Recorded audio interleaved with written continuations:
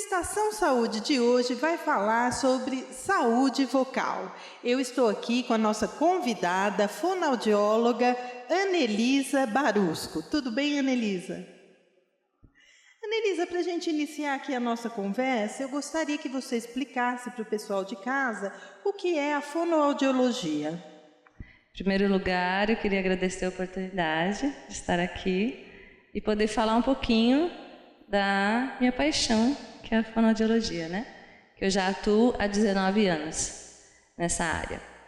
Então, a fonoaudiologia ela é uma ciência, né, que ela estuda as funções neurovegetativas, ou seja, deglutição, mastigação, alguns aspectos funcionais da respiração, né, e o principal que é a comunicação humana, né, Thelma? E a comunicação humana ela é uma das funções assim mais complexas do sistema nervoso central, que é onde se processa a audição, a fala, a linguagem oral e escrita, a voz. Então, a fonoaudiologia, sim, é uma profissão muito extensa. É uma área bem ampla. É uma área muito ampla, apaixonante, né? E muito humana, no sentido de lidar com os pacientes. Então, ela é uma profissão muito bonita. E, Anelisa, quais são os principais distúrbios nos adultos? Bom, nos adultos, alterações vocais, né? As principais queixas são alterações vocais, isquemia cerebral, AVE, né? Derrame cerebral, sequelas, que nós atuamos nas sequelas, né? De derrames, que aí entra a parte de disfagia, que é a parte de alteração na alimentação, na deglutição, né? Na parte da fala. Fora isso, gagueira. Hoje, adultos procuram muito na parte de motricidade oral, quando está retirando o aparelho ortodôntico, então para trabalhar a postura de língua. Traumatismo cranianos, né? Traumatismo crânioencefálico. Então, a gama, sim, é muito grande. Mas adultos ainda que mais procuram é a parte de voz, né? E a parte também de câncer de cabeça e pescoço, que hoje está, infelizmente, né?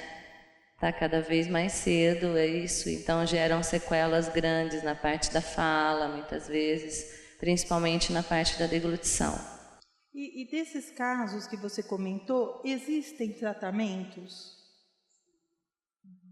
Eu parto do princípio que tudo existe tratamento, né? Desde que você busque uma avaliação, no caso principalmente de um AVE, de um derrame, né? Uma avaliação rápida, nos primeiros 6 meses. Quanto mais cedo a fonoaudiologia intervir, mais chances de melhora e recuperação tem.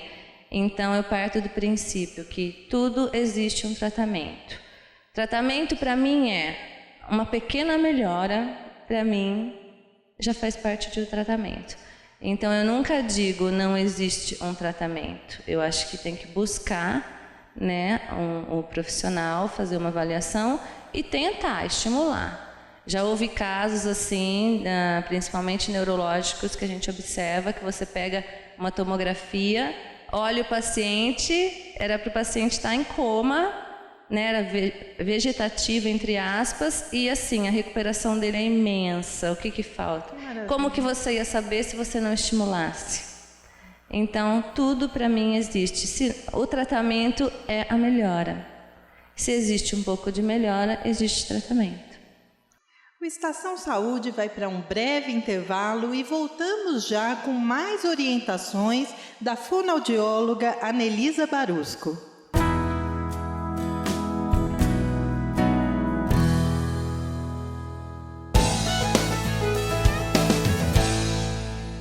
O Estação Saúde volta agora com o tema saúde vocal. Se você perdeu o início do programa, não tem problema. Você pode acessar www.estaçãosaude.blog.br e conferir as orientações que a fonoaudióloga Anelisa está passando aqui para a gente. Anelisa, vamos falar agora do público infantil. Quais são os principais distúrbios nas crianças? Bom, Thelma, os distúrbios mais visíveis nas crianças, ou os mais procurados, são trocas, né, na fala, omissões, acréscimos de sílabas durante a fala, hesitações, a demora para a criança para se expressar. Então, os pais se preocupam muito com isso. Então, mais para frente a gente pode falar sobre isso, que existem parâmetros, marcadores, mas isso é individual, somos pessoas individuais. Então, existem marcadores, mas não se desespere. Mas o que mais se procuram é isso. Mas é muito importante frisar que existem muitos problemas vocais que os pais deixam passar. E isso, hoje em dia, principalmente, criança que fica muito na frente do computador, então, problemas auditivos, problemas vocais, então fala muito alto, grita. E isso passa muito desapercebido pelos pais. Então, seria muito importante, mas os principais mesmo são trocas na fala, a parte também de motricidade oral, criança respiradora oral, né, que aí normalmente é o otorrino que encaminha. Então, é uma gama assim também muito grande, mas os principais seriam esses. E, como você disse no bloco anterior, existem os tratamentos. Sim. E quanto antes, eu acho que no caso de criança, melhor para a recuperação, Anelisa? Melhor para a recuperação. Nós podemos, assim, avançar um pouquinho mais nesse assunto, né? Porque, como eu falei, em criança é diferente. Então, criança tem períodos para você observar, né? Dentro do desenvolvimento, que a gente pode estar falando mais tarde. Mas, sim, sempre existe tratamento. E como, Anelisa, os pais e os professores podem notar que aquela criança apresenta algum sinal? Eu queria uma dica sua. Bom, os pais observar, né? Isso eles fazem bastante, né? Mas às vezes não da forma eficaz. Por exemplo, observa, mas o problema é a intervenção, que muitas vezes é de forma errada, entre aspas, né? Eles querem ajudar, mas acabam que sem orientação de um profissional, né? Às vezes acabam gerando outras alterações ou uma alteração que não era para se estabelecer, se estabelece. Quanto aos professores, eu acho que os especialistas eles têm mais facilidade, é óbvio, em detectar. Mas os professores eles devem ficar muito atentos assim, a crianças em sala de aula que começam a se isolar, começam a ficar desatentos durante a aula, crianças com má oclusão dentária, né, que falam que tem sigmatismo ou falam assim. Então tem muitas coisas que alteram, né, a parte da grafia, né? Então é mais ficar atento mesmo e tá orientando esses pais, procurando. Hoje a fonoaudiologia atua muito nas escolas, né, a fonoaudiologia escolar. Mas eu acho que é mais os professores ficarem atentos e os pais, principalmente nessas coisas. Assistia muita televisão, saiu de frente da televisão, falava muito, começou a falar menos. E também, assim, prestar atenção em procurar o desenvolvimento de uma criança, né? O que é esperado para aquela idade. E nem sempre o que é esperado tem que ser via de regra.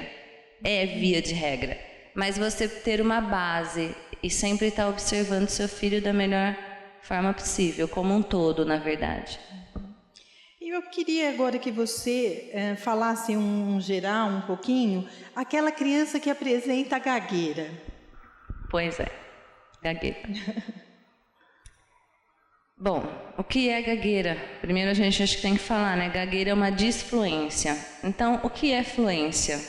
Fluência, vamos dizer, é uma coisa que flui. A fala, ela flui. Então, ela tem uma velocidade, um ritmo, uma coordenação respiratória entre a inspiração. Nós inspiramos, mas falamos na expiração, né? Então, existe uma coordenação quanto a isso. Quando isso não acontece, a gente chama de disfluência ou gagueira. Em crianças, é muito importante frisar, Thelma, que os pais se desesperam. Então, até os 4 anos, 3 anos, 4 anos, a criança não pode ser taxada de gaga. Então eles procuram a fonoaudiologia. Eu vou deixar isso claro porque a gente fala muito. O importante seria a fonoaudiologia atuar na prevenção por conta disso. Né? Existe a gagueira fisiológica, não é uma gagueira. Então, até os 3, 4 anos, a criança está aprendendo, ela está desenvolvendo a linguagem, aprendendo, aumentando o vocabulário, conhecendo uma gama de coisas. Então, na hora que ela vai falar, ela hesita. O que eu vou falar? Entendeu? Porque ela tem uma gama, ela está aprendendo tantas coisas, muita informação, que na hora ela quer elaborar uma frase e ela fica hesitando qual palavra usar. E aí é onde o pai muitas vezes peca, né? Acha que está ajudando, por falta de informação, e fica, não gagueja, você está gaguejando. E é onde, às vezes, como a gagueira emocional ou social, ela se instala. Então, procura ajuda profissional. Outra coisa em relação à gagueira importante. 75% dos casos tem cura. Olha que bom. Porque muitas vezes a gagueira, então, é emocional, precisa de um apoio psicológico, fonoaudiológico, né? Mas tem um teste muito simples que é feito, que é a eletroneuromiografia de superfície, que ela mede como está a função mesmo, muscular da criança no momento da fala, a tensão que ela faz muscular, a eletroneuromiografia mede isso. Então, 25% dos casos já é uma predisposição genética. Aí não existe cura, mas existe uma melhora muito grande, né? Mas precisa procurar ajuda, sim, precisa buscar um tratamento. O Estação Saúde vai novamente para um breve intervalo. Fiquem aí que teremos mais orientações aqui com a fonoaudióloga Anelisa Barusco.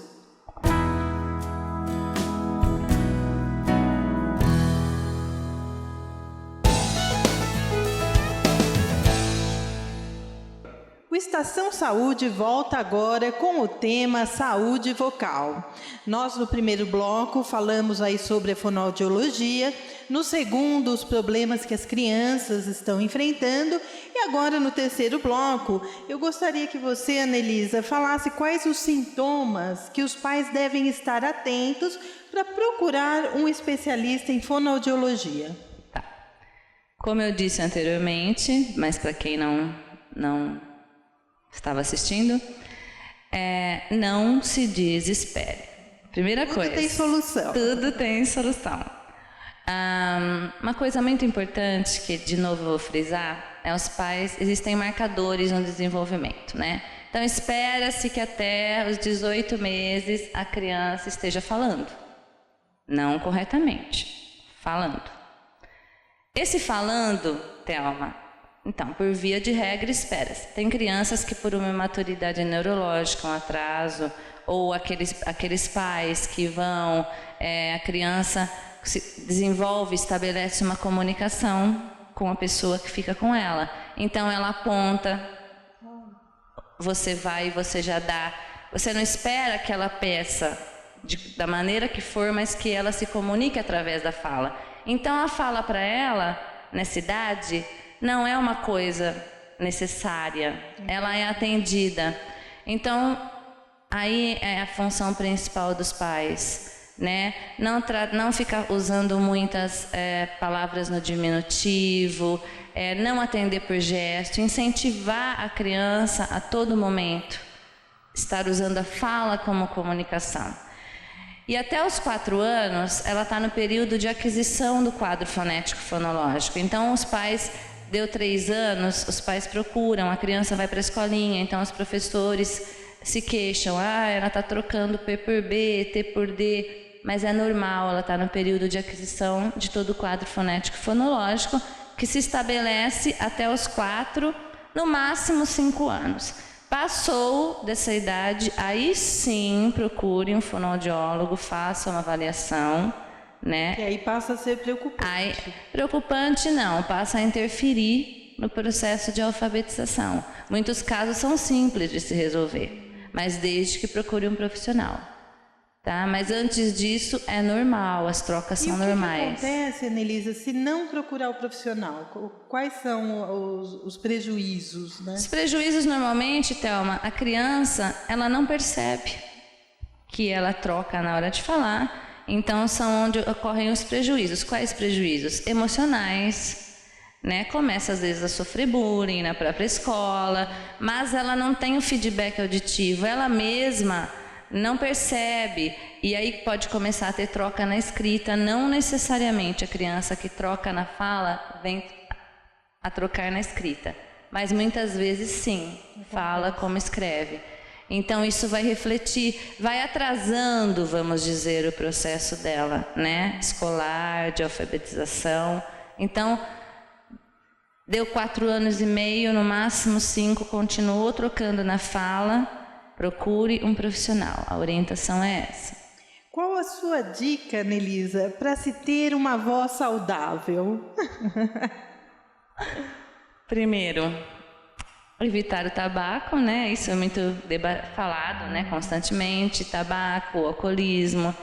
Mas, de via de regra, é hidratar muito as pregas vocais. Pregas, nós dizemos pregas, as pessoas falam cordas vocais. Constantemente, então, tá tomando pequenos goles de água, hidratando, né? Não precisa ser, preferencialmente, água em temperatura ambiente. Evitar falar em ambientes ruidosos, né? Música alta dentro do carro, fone de ouvido, como eu te falei, os adolescentes hoje, as crianças na faixa etária dos 11 e 12 anos ficam com aquele fone e aquela competição vocal, social, né? Então, evitar esse tipo. Vai para balada, tenta falar com o amigo, então é ambiente também ruidoso. A fumaça prejudica muito nesses ambientes a voz. Então é esse tipo de cuidado, tabaco, álcool, ambiente ruidoso. Então os cuidados são beber bastante água. A gente fala muito sobre a maçã, que a maçã faz uma ótima limpeza, né, nas pregas vocais. Então procurar. Olha a dica, gente. Então é basicamente isso. Prestar atenção na sua voz, né? Começou com uma leve rouquidão, porque tem muitos casos de disfonia, de rouquidão, que o fator emocional é o principal causador.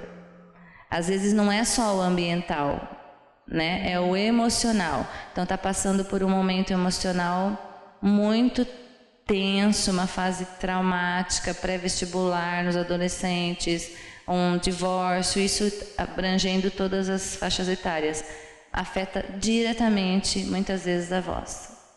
O Estação Saúde vai chegando ao final e eu gostaria que você, Anelisa, passasse então as suas considerações finais. Thelma, em primeiro lugar, agradecer novamente essa oportunidade. Eu acho que a fonoaudiologia, como eu disse, é uma profissão muito bonita e muito pouco divulgada, né? Tanto na mídia, muito pouco procurada pelas pessoas. Então, busque informação, né? Não espere chegar seu filho ou a pessoa adulta chegar no limite, mas assim, comece a prestar mais atenção, leia mais sobre o assunto, procure informações. Então, acho que a fonoaudiologia ela tem que crescer muito ainda nos meios de comunicação, entre as pessoas, né? Muito pouco se ouve falar sobre o trabalho do fonoaudiólogo. E assim, para os profissionais, eu acho a fonoaudiologia, nós temos que ser cada vez mais humanos, né? De uma forma geral, em todas as profissões. Eu acho que o que está faltando um pouquinho hoje é a falta de humanidade. Então, se eu estou atendendo um paciente e eu percebo que ele precisa de um outro profissional, eu estar orientando. Se eu encontro uma pessoa na rua, eu vejo que ela tem alguma dificuldade, eu falo, olha, procura um profissional, um fonoaudiólogo, um fisioterapeuta. Então, é o olhar para o próximo. Precisa amor, né, Anelisa? Precisa muito amor. Eu acho que, na verdade, minhas considerações finais ficam aí. Né, no geral, na verdade, não só quanto à fonoaudiologia, mas é que se ame mais, que se busque ajuda, né? Que um ajude mais o outro. E agradeço a oportunidade, fiquei muito feliz de poder estar aqui, passando um pouquinho do meu trabalho. Eu que agradeço a sua participação, muito obrigada pelas suas orientações. O Estação Saúde chegou ao final, muito obrigada e até o próximo programa.